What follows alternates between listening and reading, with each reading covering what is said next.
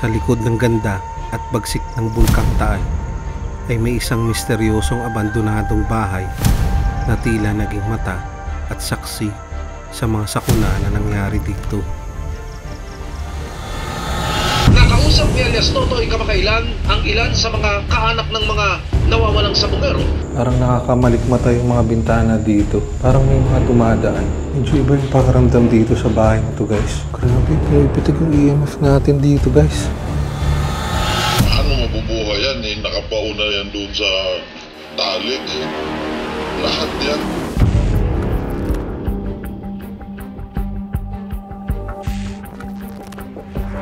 Taon 1970s nang itinayo ang bahay na ito.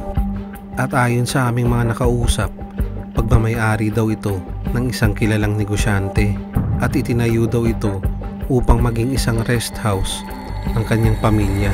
Pagkalipas ng ilang dekada, naging aktibo muli ang Bulkang Taal at ito daw naging sanhi sa pagkaabandona ng bahay na ito.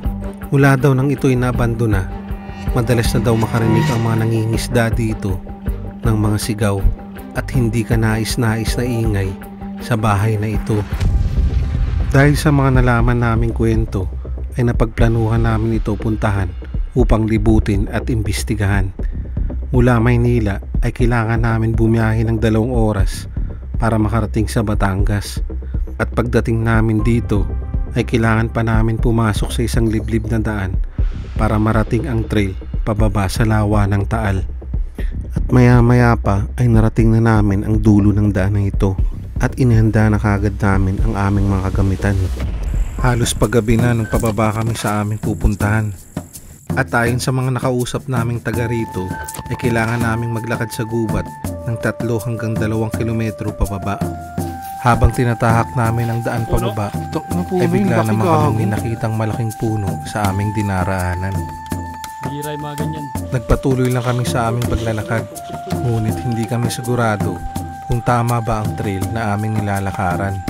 So guys, papunta kami ngayon dun sa location natin. Bali pababa pa lang kami dito sa gubat. Sana tama itong dinadaanan namin kasi di rin kami sure kung tama itong tinatahak namin ngayon.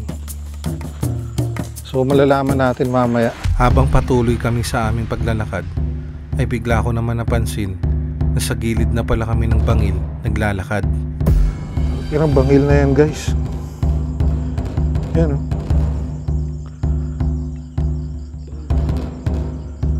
Habang tumatagal ay nagiging delikado na rin ang aming mga dinadaanan at konting pagkakamali lang namin ay sa baba na kami pupulutin.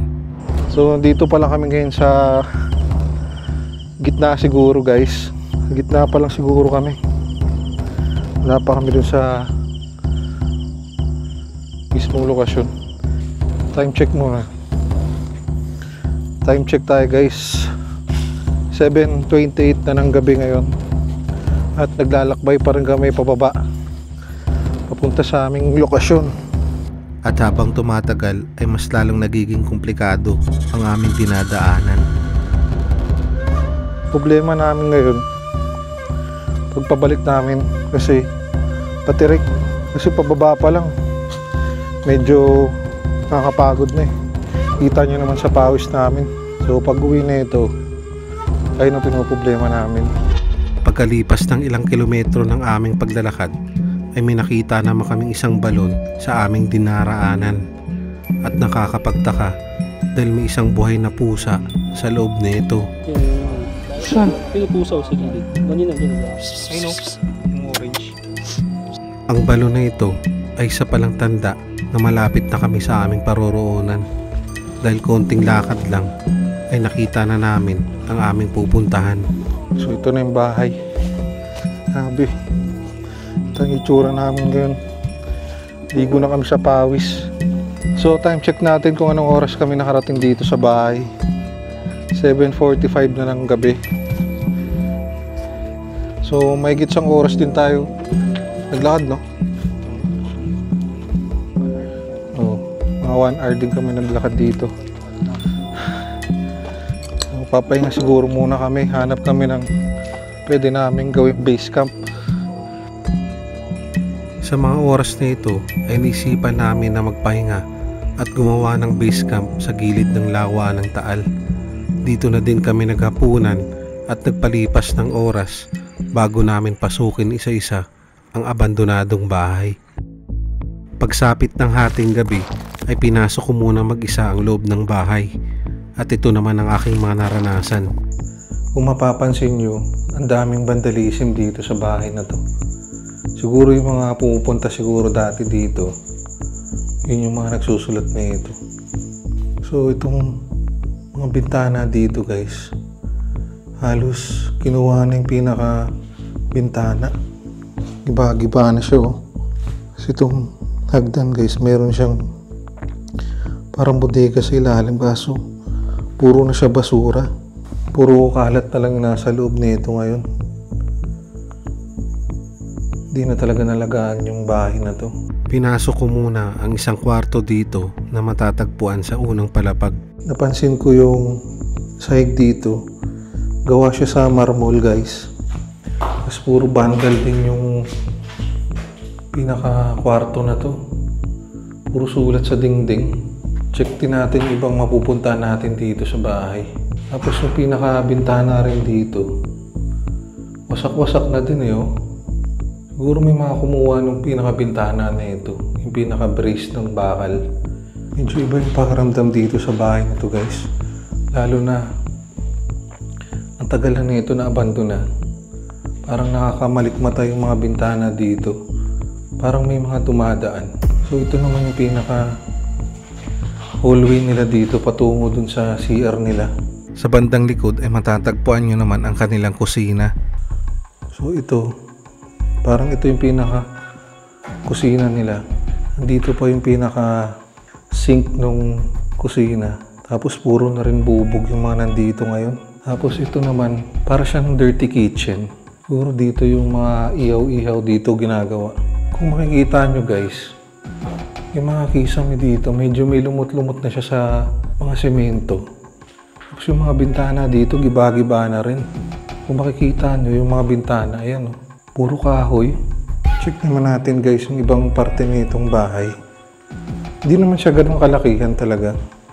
Pero ang creepy niya kasi nandito siya mismo sa paanan ng Taal. Nag-iisang bahay lang to dito. Sa tabi ng kusina ay matatagpuan naman ang isang lumang banyo nila. Kung mapapansin nyo guys, yung CR dito medyo sira-sira na rin pero gawa siya sa tiles. So nandito pa yung pinakabutas ng toilet bowl nila dati. Pagkatapos ko maglibot dito ay naisipan ko nang akyatin ang itaas na bahagi ng bahay. So check naman natin yung taas nitong bahay. Medyo sira-sira na yung hagdan dito pero feeling ko pwede naman siyang daanan sa gilid lang. Medyo pahirapan ang pag-akyat ko dito dahil wala na itong tapakan sa mismong hagdan. At pag-akyat ko, ito naman ang unang kwarto na bumungad sa akin. So dito guys, merong isa akong kwarto na nakita. Para siyang pa letter L. Tapos giba-giba na rin yung mga bintana, pati yung kisame. Wala na yung pinakakahoy niya. Puro bandal na rin yung mga pader dito.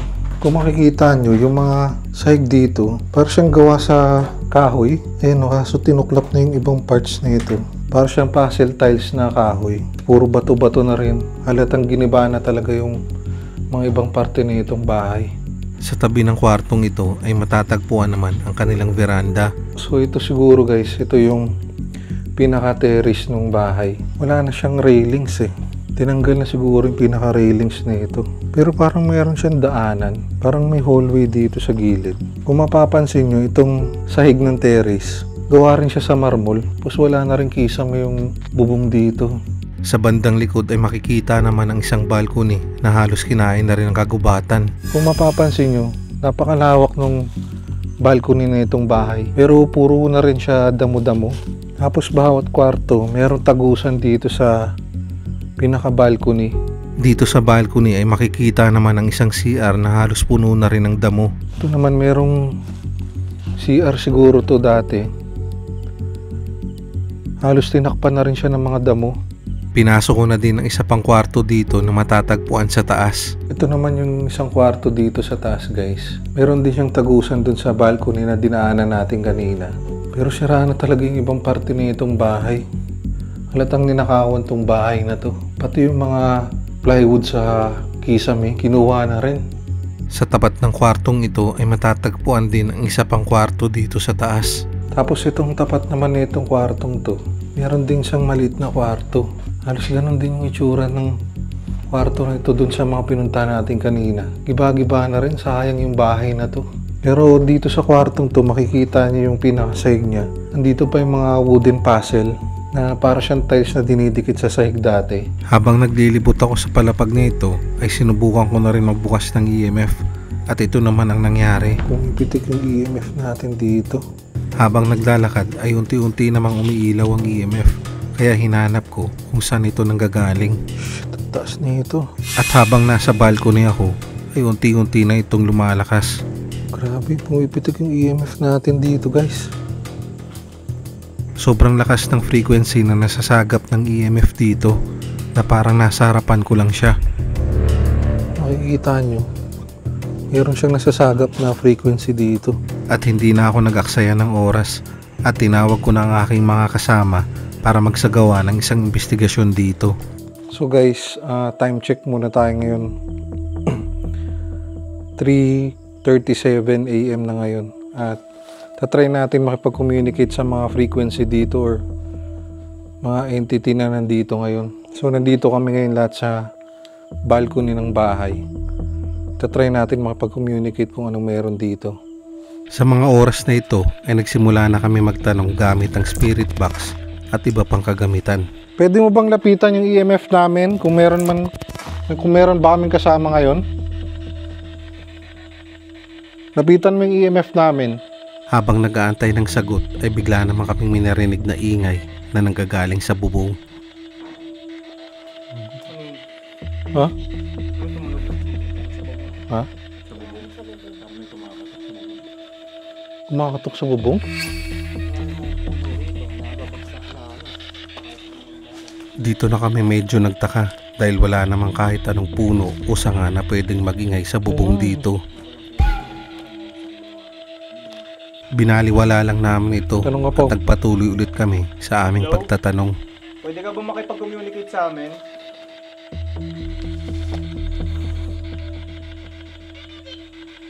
Babae. Ha? Babaeng bata. Pwede yun ah. Parang ano siya eh, parang duwende yata to. Parang ganun mo, maliit eh. Siya ka bang duwende?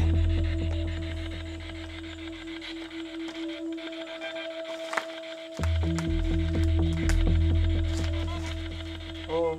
Oo. Isa ka bang elemento dito? Ano ka? Isa kang ligaw na kaluluwa? Nag-aalay kami ng kandila sa'yo. Nandito ka man, pwede ka bang magparamdam sa amin? Habang nagtatanong ay bigla namang umilaw ang nilapag naming REM pad. Ha? Tumunog. Yung REM pad? Lapit ka pa dito sa amin. Patunugin mo yung mga nilapag namin dito. Habang nagtatanong si SCP ay bigla namang may sumagot ulit sa aming spirit box. Oo. Okay, kung pwede ka makipag-communicate, pwede mo bang patunugin yung mga nilapag namin ditong equipment? Kahit saan dyan. Boses duwende, no? Parang maliit na boses, no? Nang tanungin namin kung isa ba siyang bata ay bigla namang may nag-response sa aming EMF meter. Isa ka bang bata? Oh, pumapalo, oh. Ha? Sumasabay din? Oo nga, no? Ilan kayo dito ngayon? Huh? Hindi dilaw? Nang tanungin namin kung asan siya banda dito sa bahay, ito naman ang sagot niya sa aming spirit box. Lapit ka pa sa amin dito. Yan, pumapalo na siya, oh. Pwede ba namin malaman kung nasan ka banda? Nasa kwarto ka ba ngayon? Nasa loob ka ng bahay? Tap? Nang tanungin namin kung isa ba siyang babae, ay bigla ulit itong nag-respond sa aming EMF meter. Kung isa kang babae, pwede mo bang pailawin yan hanggang dilaw? Uy, babae. Oo. Bata ka ba? Isa kang batang babae dito? At nang tinanong namin kung anong pangalan niya, ito naman ang sagot niya sa amin. Anong pangalan mo?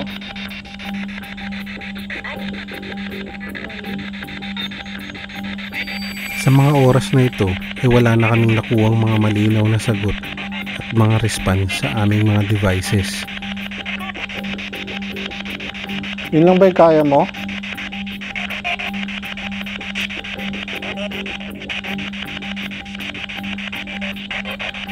Hindi mo na ba kayang pailawin yan? Galawin mo yan?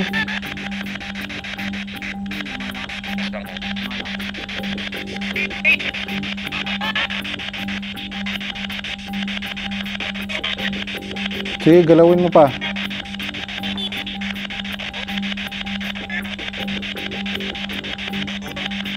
Pabutin mo hanggang kulay dilaw.